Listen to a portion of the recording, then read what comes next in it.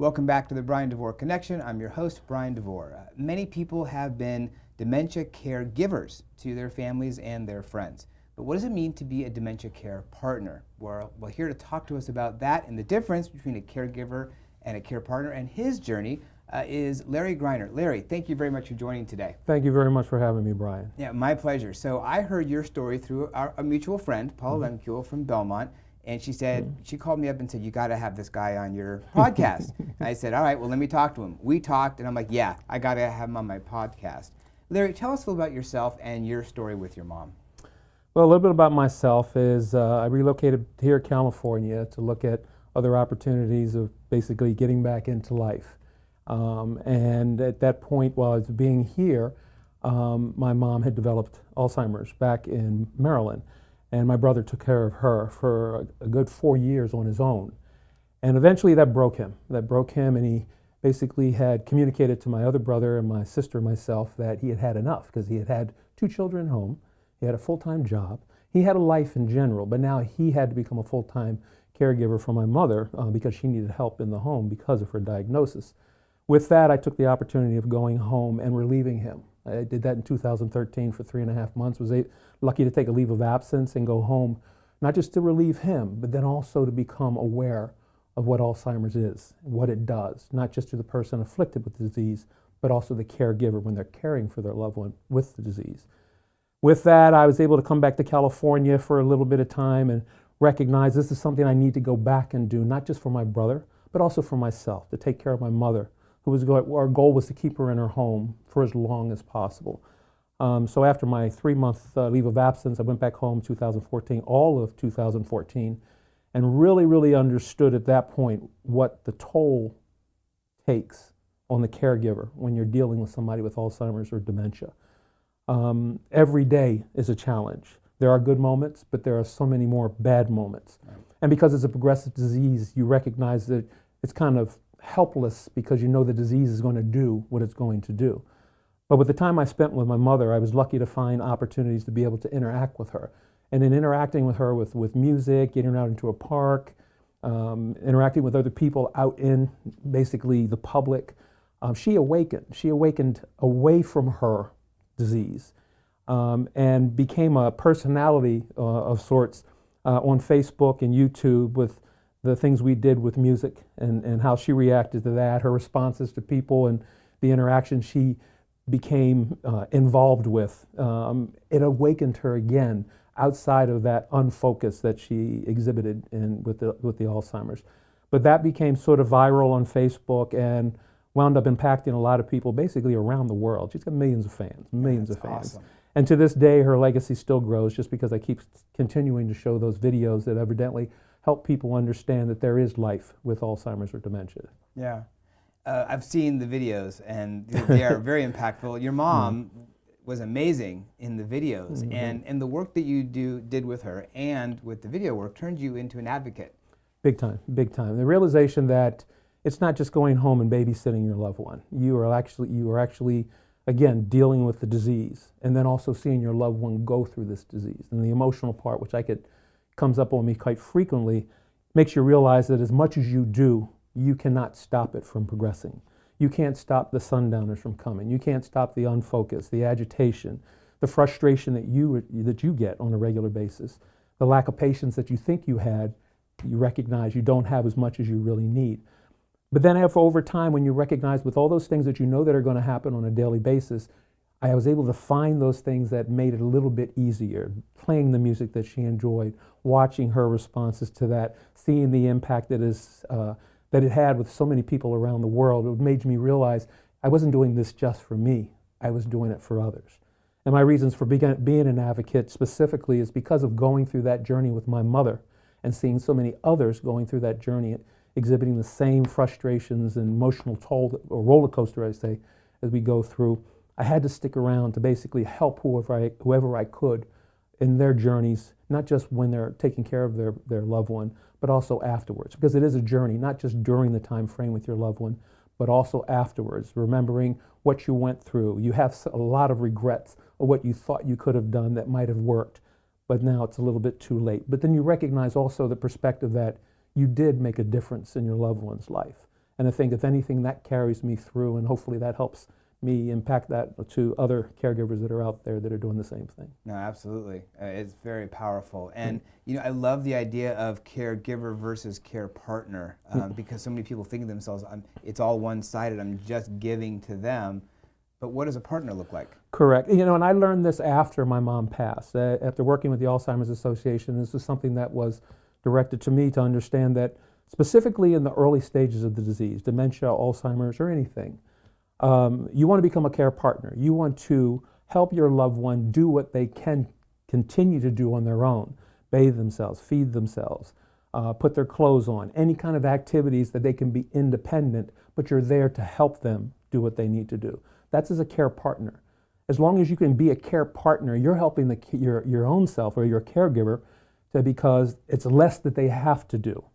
Lifting their loved one because they're staying active, so they're physically strong to do most things independently.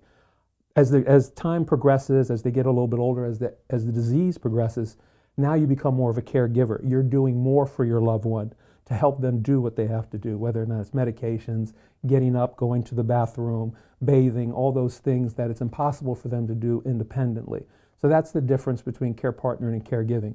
The longer you can be a care partner, it helps you as a caregiver, and it helps your loved one because, again, they become and stay independent, with those daily activities that are necessary for their taking care of themselves. And again, the less stress you can have as a caregiver, the better off you are, and you're better off helping your loved one at that point. Absolutely. So, and you said it beautifully because it can be so one-sided, where you just feel like you're giving. Correct. And you're not filling your own self up. Correct. And there's other things you can do to fill yourself up, take care of yourself, diet and exercise, whatever. But if you're a care partner and the person you're caretaking for can do some of those things themselves and you see the reactions, like I'm sure when you saw your mom laughing and singing and doing all those things, that filled you up too. Oh my goodness, I couldn't tell you if it didn't fill my tank because the videos we used to put on Facebook and YouTube, it's not something you just enjoy at the moment you're making the video.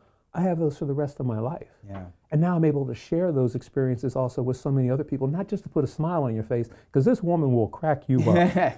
But the other aspect is being able to show this woman was in late stages Alzheimer's, yet she was conversing with people on things that happened in her past when she was a child. I could ask her a question, hey mom, what did you do when you were at this age? She couldn't remember. But then all of a sudden, it came back to her when she was in general conversation with other people outside, in the park that we went to. And I think just trying to initiate that mind activity is what made it even more special, not just for myself, but for the people that she was interacting with. So, I look back and recognize that we kept her busy. I mean, my brothers and my sister and a lot of people around me to basically keep her as active as possible mentally, which made the biggest difference to sustain the disease, we hope, in the long run. She died unexpectedly, not so much from the Alzheimer's. I know it contributed a little bit, but the fact remains is that during that time frame, during our journey, she was living a life as much as we could give her and as much as the disease gave her also. Right. So a couple pieces of advice that you would give people who are going down this journey. Keep your loved one active. Get them up, go for a walk. Get them out into new environments. Give them something to not just look at a TV all day, listen to the same radio station all day, but something a little bit different to challenge them. Keeping them active, basically, I say if you work the body, you work the mind. And my goodness, if they're as physically independent as possible, it will help the caregiver in the long run. It'll help their loved one in the long run because, again, that gives them a little bit of quality of life, being able to do for themselves versus somebody having to, dress them constantly, guide them by the hand to the restroom and all those kind of things, and it will enhance your experience a little bit more versus be depressing and watching the decline on a regular basis. The more ups you can create, and I say create those moments where it's going to give a response of a laugh, just a memory that comes back out of the blue, that will enhance your journey, on a daily basis. And if you can create those over and over and over like I did, I say I create my moments, not a moment here and there, moment after moment. It will enhance your experience overall. Yeah, and I think also too, like we talked about, understanding the process they're going to go through and what that looks like. I think is important too. Yeah, understanding it is something to look for. You can give your experience to another, but it's going to be completely different too, because of the disease affects everybody differently. I say that the only person that stays consistent in this whole journey is the person with the disease, because it's going to progressively get worse. The persons that really go through the challenges are the caregiver, because it's an emotional roller coaster that you go through. Good day, bad day. Good moment, a lot of bad moments. A great day, and then one moment that can basically erase that good moment and that good day. Right. So basically stay consistent. I try to impact that on others. For those that have never walked this walk, you really don't understand. It's not babysitting. It is not like just taking care of a little child. It is in a way, but it's even tougher because you see the decline. You don't see the progression of good things.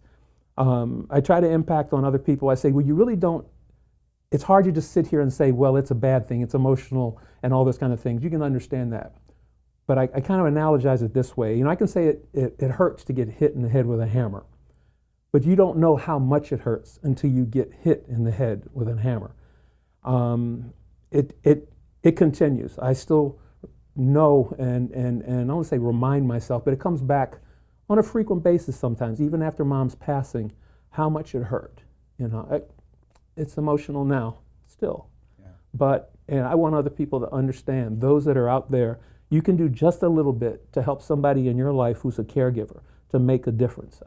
My mantra is, don't get to the point where you say, I wish I had. Get to the point where you say, I'm glad I did. You stepped in, you made a difference, not just for the caregiver, because if you help the caregiver, you help the person with the disease. Right. And then you recognize, man, I'm getting something out of this that I never recognized I was going to get. And you're going to miss out on that opportunity once they're gone. You're going to say, I wish I had. Right. And then you can grow as a person as well. Oh, and you're going to help not just yourself, but you're going to help others that are traveling this journey. Right.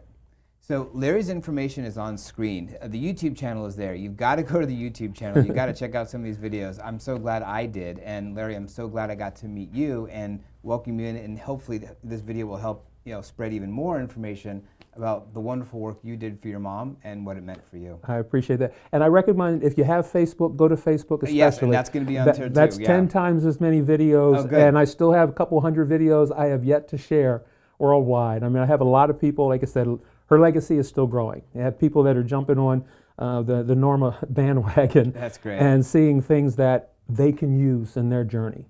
And that's what I'm here for, is to help people in their journey. Awesome. Whatever Larry, I can do. Thank you very much for joining me Thank today. you very much for having me, Brian. Yeah, my pleasure.